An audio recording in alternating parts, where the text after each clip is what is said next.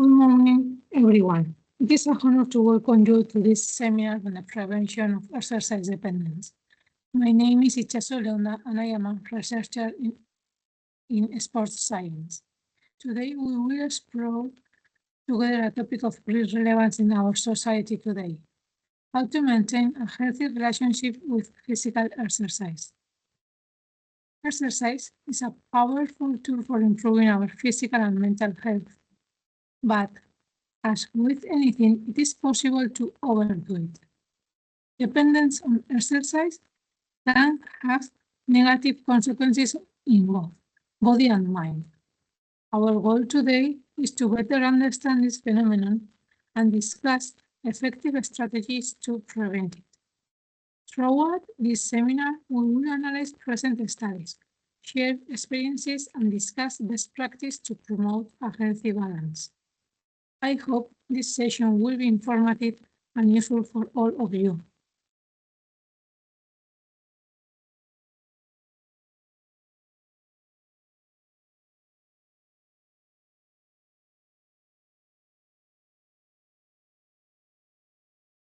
The World Health Organization widely highlights the benefits of physical activity for the health of the heart, body, and mind.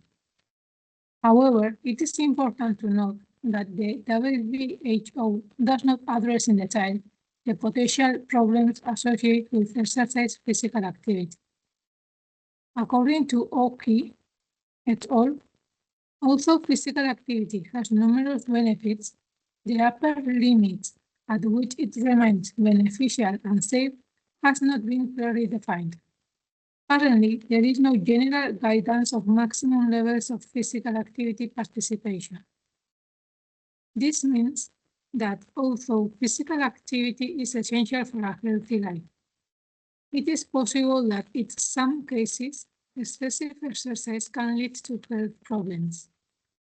For example, overtraining can lead to injury, chronic fatigue, and cardiovascular problems. It is crucial to find the right balance and follow the recommendations of health professionals to avoid these risks.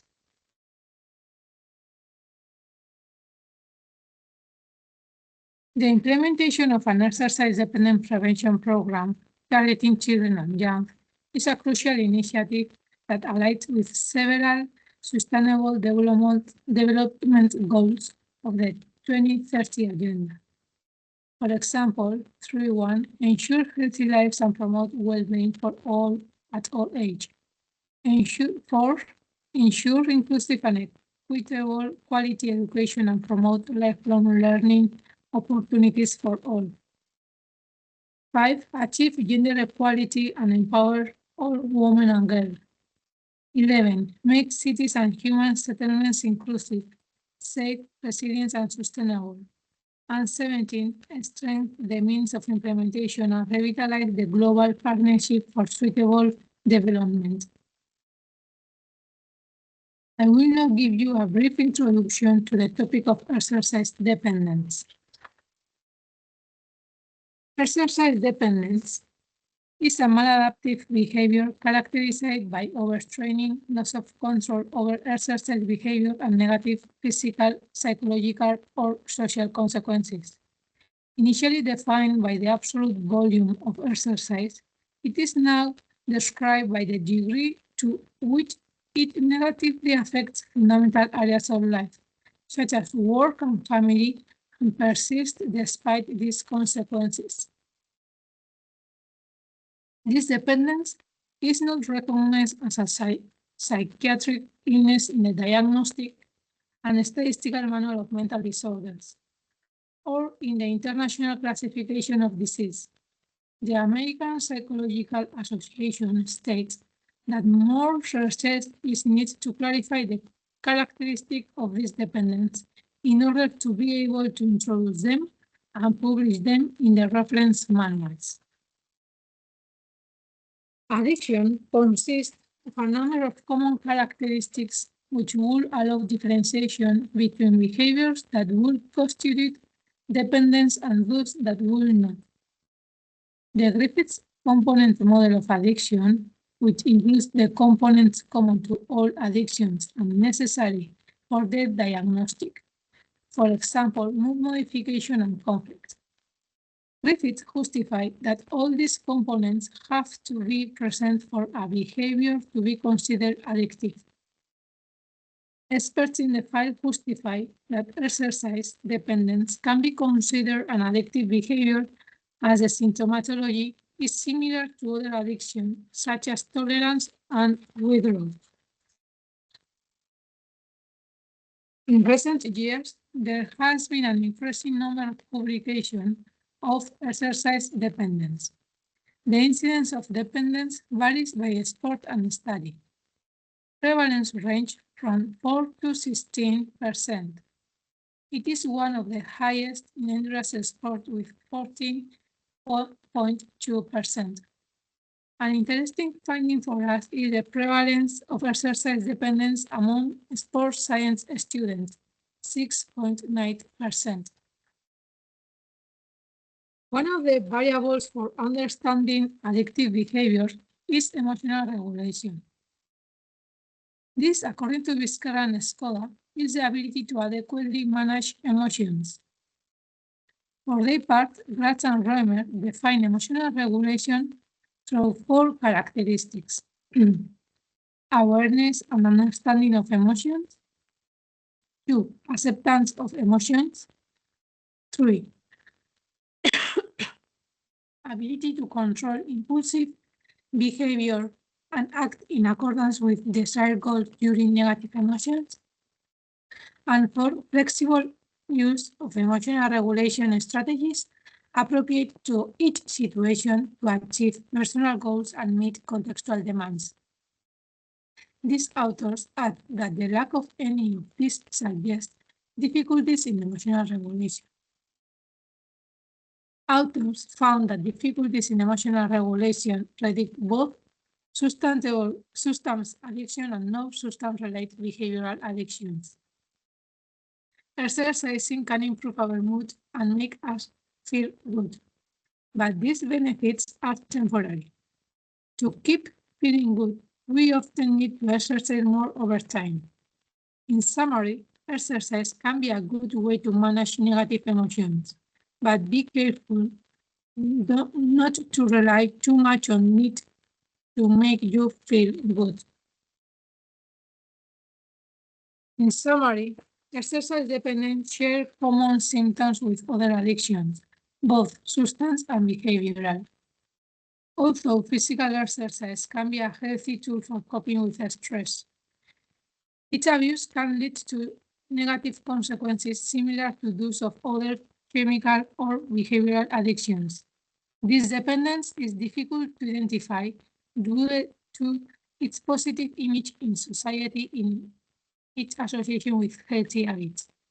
Despite several explanatory models, no existing theory can fully explain exercise dependence, as the causes vary between individuals.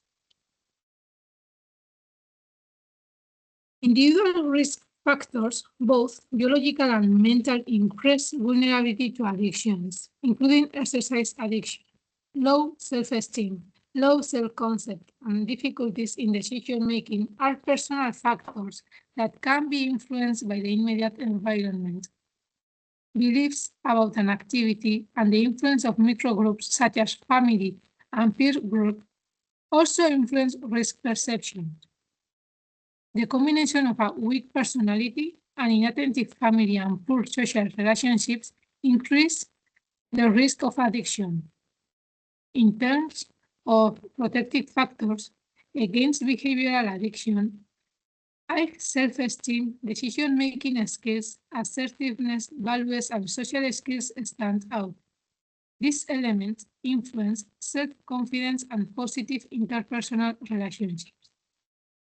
At the personal level, the importance of controlling emotions and coping with everyday situations, as well as expressing feeling without fear or retaliations, is highlighted.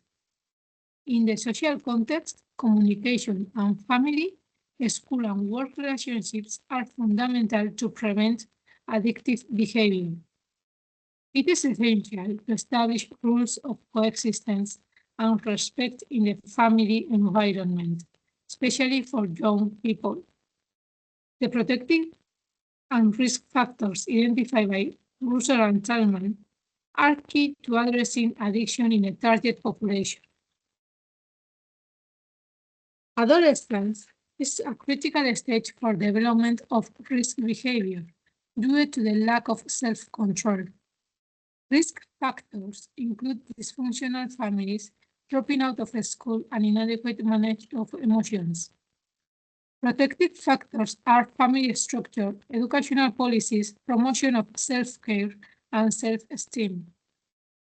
Concerns about their physique and friendship can lead to addictions if not properly managed. Adolescents seek identity, which makes them vulnerable and impressionable, making them a population at risk. In this program, priority will be given to minimizing personal risk factors and the influence they receive from the environment that encourage training. In addition, work will be done to promote protective factors. We will work on the perception of risk, offering them information about the real consequences of addictive behavior, so that they become aware of the risk that can be involved in excessive dedication to training. In this way, we will also clarify the beliefs that exist regarding the false myths and stereotypes related to addiction to physical exercise. In addition, we will promote knowledge of other activities to give them options for managing leisure time without sport. We will encourage them to plan alternative activities, offering them knowledge of the existence of other activities for the days when they don't have training.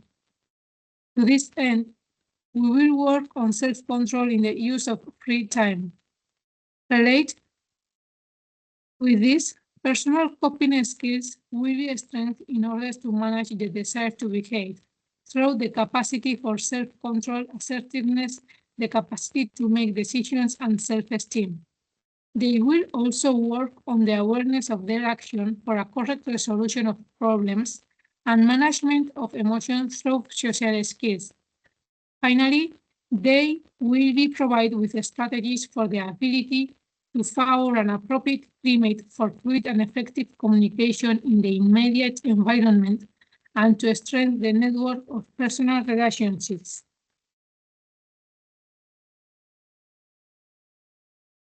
We can see in this slide the strategies to be implemented in the program. We will work on self-esteem, assertiveness, self-control, and beliefs through dynamic, such as role-playing, debates, and activities to develop critical thinking. The methodology used in this program is interactive and meaningful, aiming for maximum participation of young people in the activities. The proposal is that the sessions take place in the physical education sessions or in tutorials. In total, there will be 9 sessions of 19 minutes each. Here we have the specific objective that we are going to work in the program. What and what for? What? Increasing the perception of risk, promoting reflection on beliefs. Estoy grabando.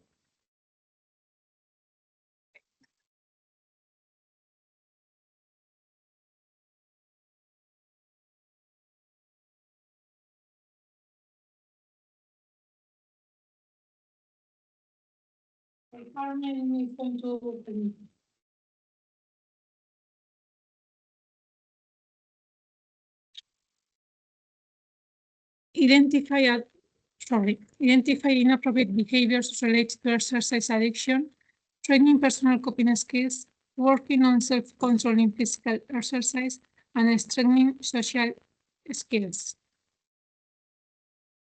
Here you have the indicators of achievement. In this slide, I show you the activities that will make up the program, such as brainstorming activities, reflection, and gincanas. The program will have 3 phases of evaluation. At the beginning, the needs and initial levels of dependency will be identified. In addition, the process will be evaluated, and the end of the effectiveness of the intervention will be assessed. The main conclusions are the importance of identifying the population risks for adequate prevention, the need to raise awareness in society, and the need to design prevention programs because of the lack of it. Thank you for your attention.